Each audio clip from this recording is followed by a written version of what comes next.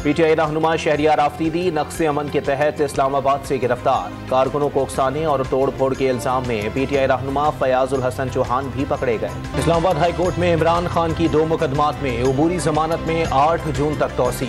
अहता अदालत से इमरान खान की गिरफ्तारी पर तौहीन अदालत केस में IG इस्लामाबाद अदालत पहुंच गए। इस्लामाबाद हाई कोर्ट में फवाद चौधरी की गिरफ्तारी के खिलाफ दरखास्त पर समाअत। अदालत का पीटीआई रहनुमा को पेश करने का हुक्म। समाअत में कुछ देर का वक्फा कर दिया गया। लाहौर हाई कोर्ट ने फरूख हबीब का नाम ECL से निकालने का हुक्म दे दिया। पीटीआई रहनुमा ने ECL में नाम डालने को चैलेंज किया था।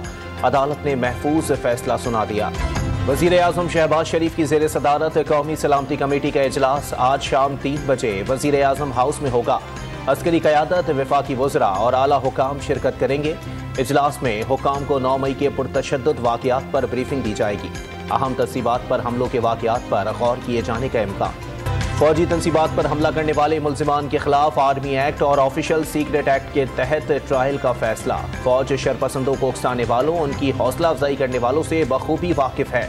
इस सिलसिले में हक़ाइक़ को तोड़ मरोड़ कर पेश करने की कोशिश बिल्कुल बेकार है। हमलों का मकसद इदारों को बदनाम करना और जवाब देने पर उकसाना था। आर्मी चीफ की ज़ेर सदारत कोर कमांडर कॉन्फ्रेंस का एलामिया।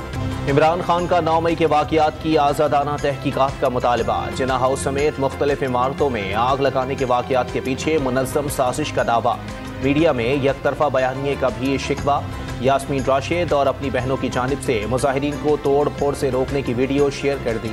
वीडियो मौजूद है। यास्मीन राशिद कोर कमांडर के घर पर हमले पर उकसा रही थीं। गिरफ्तार खवातीन तमाम तोड़ फोड़ में हर अव्वल दस्ता थीं। शनाख्त हो गए। क्या इमरान खान इन लोगों को नहीं पहचानते? 9 मई के वाक़यात में जो भी मुलविस हुआ नहीं छोड़ा जाएगा।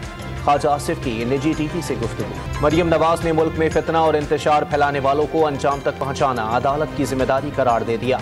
इमरान खान पर अलकादिर ट्रस्ट के नाम पर कौमी खजाने को 60 अरब रुपए का नुकसान पहुँचाने का इल्ज़ाम। जमानत मिलने पर सवाल उठा दिया।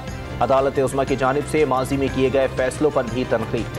9 मई को शरपसंदों ने पेशावर के 32 मकामात पर अस्करी और सरकारी अमलाक को नुकसान पहुंचाया। रेडियो पाकिस्तान को जलाया। इलेक्शन कमीशन ऑफिस पर धावा बोला गया। हमलों में 4 शहरी जाँ बहक हुए, 60 जख्मी हुए, 17 पुलिस एहलकार भी अस्पताल पहुंचे।